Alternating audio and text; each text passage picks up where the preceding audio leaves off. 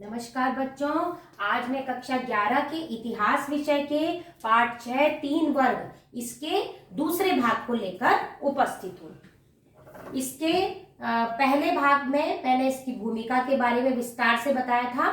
आगे है फ्रांस और इंग्लैंड।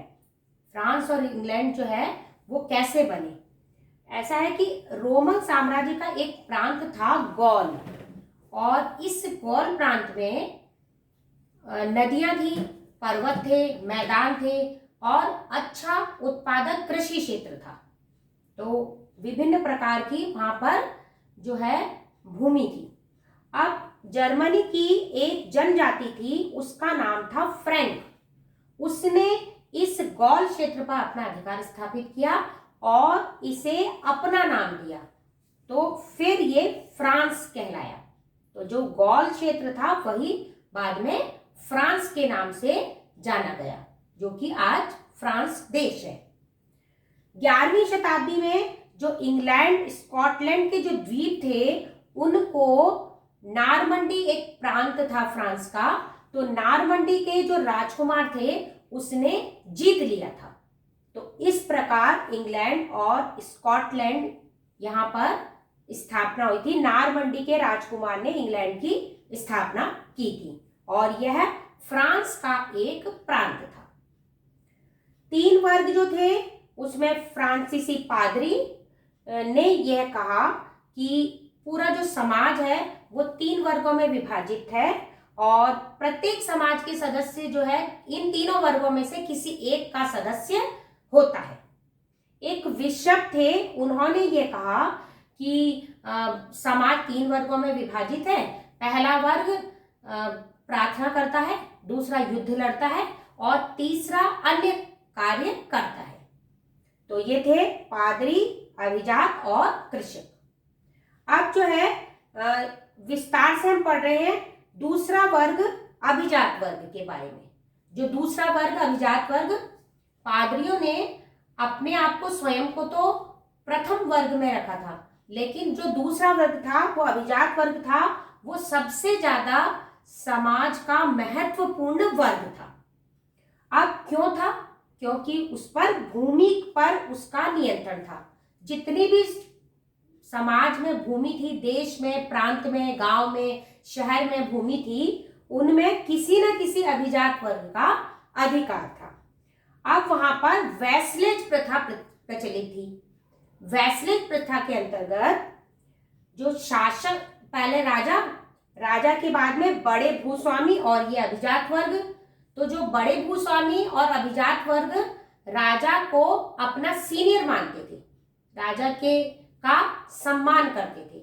उसी प्रकार जो नीचे थे, उनके नीचे दास थे, कृषक थे। अभिजात वर्ग के नीचे जो कृषक और दास थे, वो जो अभिजात वर्ग उनकी रक्षा करता था और जो कृषक वर्ग इसीलिए उनके प्रति निष्ठावान रहते थे। तो यह जो है शपथ ली जाती थी चर्च में और बाइबिल के सामने लेकर शपथ ली जाती थी, जिसके अंतर्गत उन्हें शपथ के बाद में एक दंड दिया जाता था या फिर कभी कभी मिट्टी का टुकड़ा, मिट्टी का ढेला सा दे दिया जाता था। तो इस वैसलेज प्रथा के अंतर्गत राजा, फिर भूस्वामी, अभिजात वर्ग और कृषक, मतलब यह है कि भूस्वामी और अभिजात वर्ग राजा को अपना सीनियर मानते थे, प्रमुख मानते थे, और जो कृषक थे वो भूस्वामी और अभिजात वर्ग को अपना प्रमुख मानते थे। कृषक भी कह सकते हैं, यहाँ दास भी कह सकते हैं। तो इनको अपना प्रमुख मानते थे और इसकी शपथ ये चर्च में लेते थे बाइबिल के सामने, और उसके बदले में जो है एक दंड या फिर कुछ मिट्टी का ढेला उन्हें प्रदान किया जाता था कि इन्होंने यह शपथ ली है। तो यह वैसलेज प्रथा थी। अब जो अभिजात वर्ग थे उनके पास में सबसे बड़ी बात स्थायी भूमि होती थी। उनकी भूमि हमेशा उनकी ही रहती थी। उनमें बहुत बड़ी सैन्य क्षमता थी। वे अपनी सैन्य क्षमता को बढ़ा सकते थे, अपने सैनिकों की क्षमता को बढ़ा सकते थे, वे अपने न्यायालय लगा सकते थे। उनमें इतने अधिकार थे कि वे अपने न्यायालय बना सकते थे, साथ में आर्थिक क्षेत्र में भी इनका बहुत ज्यादा नियंत्रण था। वे अपनी स्वयं की मुद्रा भी जारी कर सकते थे। तो इस प्रकार सामाजिक, आर्थिक और राजनीतिक सभी क्षेत्रों में इनका दबदबा था। फिर है कि अपनी भूमि पर बसे सभी व्यक्तियों के ये मालिक थे। मतलब जो अभिजात वर्ग थे, भूमि के स्वामी, इनके पास बहुत बड़ा विस्तृत क्षेत्र था। तो उस पर अनेक लोग, अपने घर थे, उनके खेत थे। तो उन सभी भूमियों, अपनी भूमि पर जितने भी व्यक्ति थे, सबके मालिक वही अभिजात वर्ग था। अब क्या, इनके जो घर थे वो मैनर कहलाते थे। जो मैनर बहुत विशालकाय जो क्षेत्र होता था और उसमें वन होते, मतलब जंगल सा होता था, उसके बीच में उसका घर होता था और उसमें खेती भी होती थी और उसमें बड़े बड़े वृक्ष होते थे और वो देखने में ऐसा लगता था शुरुआत में कि वो जंगल है, लेकिन मध्य में जाओ तो उसका विशालकाय भवन नजर आता था। तो उसके घर को मैनर कहा करते थे।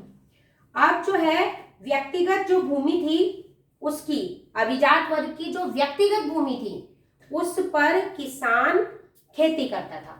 मतलब किसान अपने खेतों में तो खेती करता ही था और साथ में अभिजात वर्ग की जो अपनी पर्सनल भूमि थी उसमें भी जाकर खेती करता था। तो और जब भी जरूरत होती थी तो जो अभिजात वर्ग है युद्ध में पैदल सैनिकों के रूप में इन किसानों का प्रयोग किया करते थे। तो इस प्रकार जो अभिजात वर्ग था वह प्रमुख वर्ग था। अगले भाग में हम अन्य के बारे में, अन्य वर्गों के बारे में पढ़ेंगे। आज आपको इस वाले भाग में से जो आज मैंने पढ़ाया उसमें एक तो आपको वेस्लेज प्रथा के बारे में लिखना है। 3 नंबर का प्रश्न आता है, वेस्लेज प्रथा किसे कहते हैं, और इसके अलावा आपको 4 एक्स्ट्रा क्वेश्चन बनाने हैं 1 वर्ड आंसर वाले, 1 वर्ड आंसर या 1 लाइन आंसर की। तो ये भाग समाप्त हुआ। धन्यवाद।